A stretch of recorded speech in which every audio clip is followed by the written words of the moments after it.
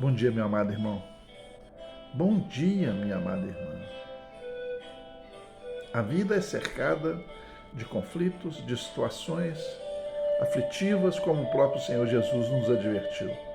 No mundo tereis aflições, mas não tema.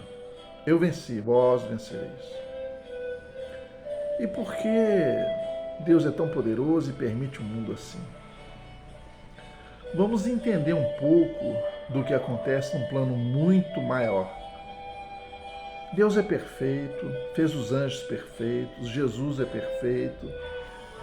E Deus fez um ser para governar sobre os anjos, arcanjos, querubins, que o diploma de certificação da criatura, ou seja, do ser criado, foi de ser perfeito, ser cheio de luz. Por isso o nome que Deus deu, Lúcifer, cheio de luz. Ora, Deus é inteligente e luta. Deus luta contra o mal, contra as trevas, contra a imperfeição, contra a falta de santidade. Para se manter puro, Deus nega muitas coisas na sua existência. Ele não se contamina, não diz mentira, não permite que as suas vestes estejam manchadas com qualquer traço de sujeira. Sofre, sim, sofre. Por que Deus sofre? Porque Deus entendeu que ser só no universo com poder absoluto não o satisfazia. Então de si mesmo ele gerou o seu filho. Das suas entranhas ele tirou Jesus e colocou para existir à parte, ou seja, fora dele. Da mesma forma fez os querubins, os serafins, os anjos, arcanjos e, por último, o ser que ele chamou de sua semelhança, o ser humano. Aí tem uma coisa: Deus no universo conhece o bem e o mal, a luz e as trevas. E ele lutou contra as trevas para que essas não o contaminassem. Mas essa luta é pessoal de cada ser vivo que ele gera. Do anjo, do arcanjo, do querubim, do serafim, do ser humano, de Jesus, de Lúcifer.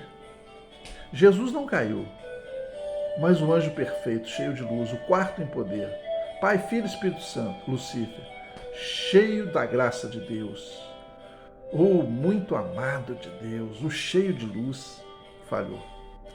Foi seduzido pelas forças e o poder das trevas.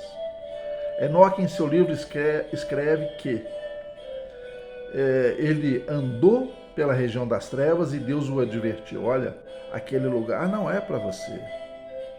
Há muito poder ali, sim, mas não é para você. O poder que eu te dou é o poder para você. É o poder da luz, não das trevas. Mas o poder das trevas o contaminou porque era muito forte. E ele entrou no que hoje os cientistas chamam de buraco negro. E foi absorvido por aquele buraco negro. E aquele buraco negro o absorveu e o tornou príncipe das trevas. Assim sendo, vamos entender as nossas aflições, porque o ser de luz deixou de existir quando entrou naquele lugar de trevas. E veio a lutar contra Deus e perdeu. E foi lançado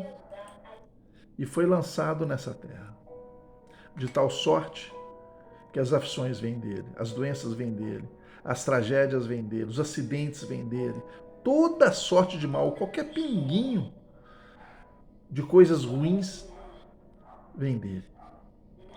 Assim sendo, as aflições que acontecem porque a contaminação do mal está na mente humana. Você imagina se ninguém fizesse nada errado? O mal não existiria. Na minha vida, na sua, na de ninguém. Se você não fizesse uma fofoca. Você nunca falou mal de ninguém? Então você fez fofoca. Se não tivesse maus pensamentos, desejos indevidos, egoísmos, vaidades.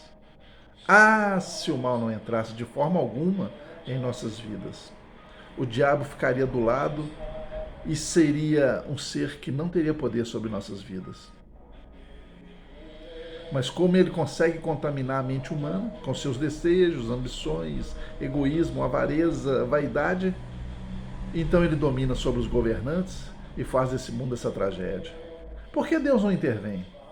Se você é um ser inteligente, tem vida própria, e Deus te deu inteligência e o livre-arbítrio, Se Deus interferir, ele nega tudo isso. Ou você ama a flor ou espedaça nas suas mãos. Qual a sua escolha?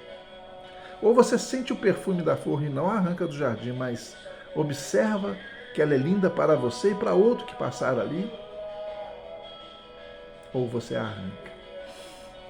Sabe, amado, sabe, amada, Deus sofre. Ah, não sofre não? Acha que Deus não sofreu quando seu anjo perfeito, chamado Lucifer, o quarto em poder nos céus, negou a luz e foi para as trevas? E Deus não sofreu não? Ele é amor e não sofre? Qual amor não sofre? Ele perdeu uma espécie de filho. Porque Satanás, ou seja, Lucifer, não era um filho, mas era um ser muito amado por Deus. É como se tivesse um filho, você que é casado, casada, e o vê entrar nas drogas, na marginalidade. Um filho que você amou muito. Deus passou por isso com Lucifer e não tem conserto. E ele é Deus. E não pode salvar Lucifer. E aí? Por que Deus pode tudo e não pode salvar ele? Porque a sua santidade está em jogo. Se ele deixar de ser luz para salvar Lucifer, ele vai misturar tudo. Tem leis, tem regras. Aqui o próprio Senhor fez para que estabelecesse noite e dia, trevas e luz. Se não houver separação e tudo for misturado, acabou. Acabou. Deus não será mais puro e limpo. Então Deus tem que manter-se na sua santidade, com a dor da perda. E quando Jesus sofreu na cruz, Deus estava rindo, feliz? Porque a humanidade estava sendo salva? Ou ele sofreu vendo a dor do seu filho? Só Deus sabe, né? Deus nega as coisas que são contamináveis, mas o ser humano não.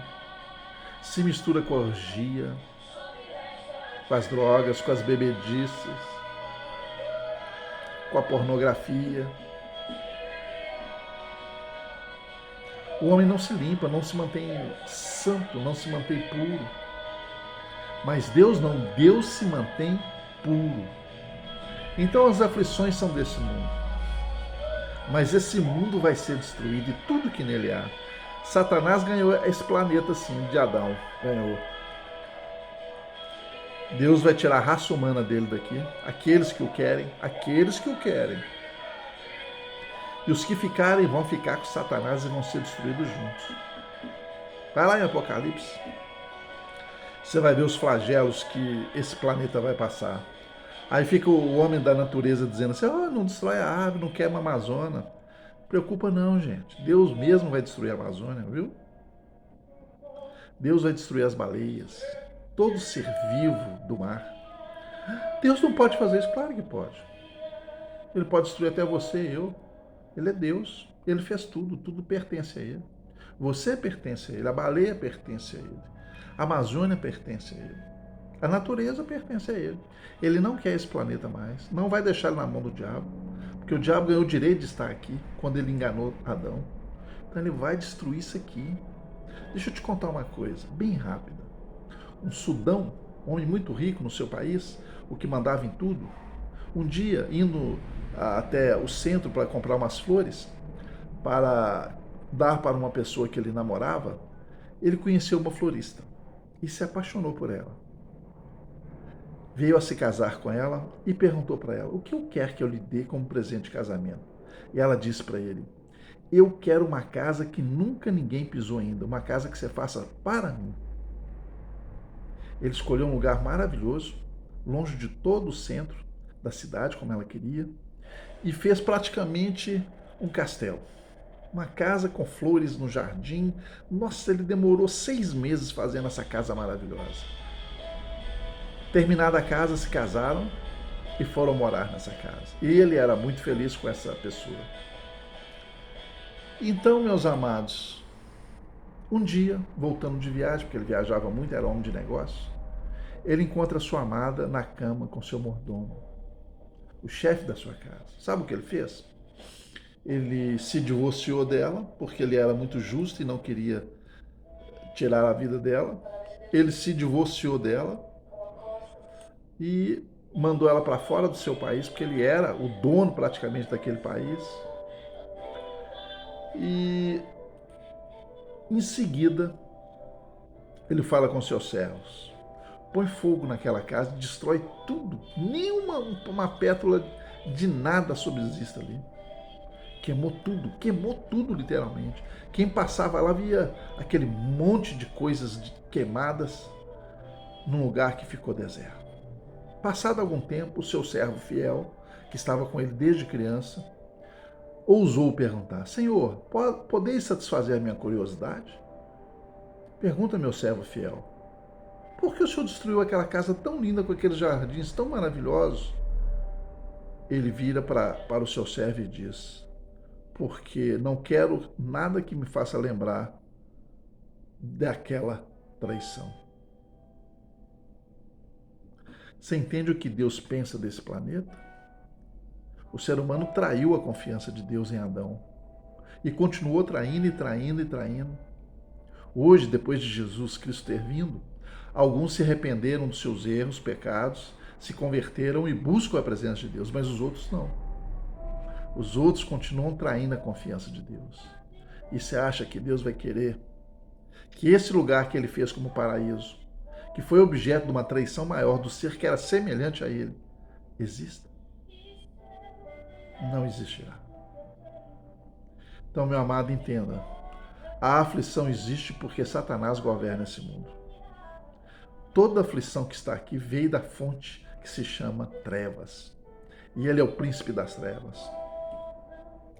Então, meu amado, minha amada, a nossa perspectiva é permanecer fiel até que Jesus venha nos buscar. Porque naqui não haverá felicidade plena.